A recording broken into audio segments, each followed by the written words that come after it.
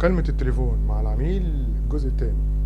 احنا بنعمل مع العميل، بنلتزم معاه علشان نعمل معاه ميعاد.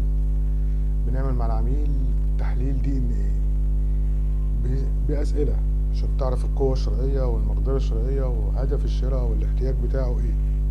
لابد ان انت يكون عندك تنوع في نبرة الصوت بيعلى بيوطى وهكذا. اهم حاجة ان انت تستخدم اسم العميل ولقبه، يا هو بيشتغل دكتور، يا دكتور فلان، يا دكتور علان، يا باش مهندس كذا. دي ليها تأثير السحر. بعد كده ده الجزء التاني. احنا اتكلمنا في الجزء الاولاني عن التعريف، لازم السيلز يعرف لنفسه والشركة، وبعد كده يعود المنفعة اللي انت هتستفيد بيها لو اشتريت معايا ايه في الوقت ده.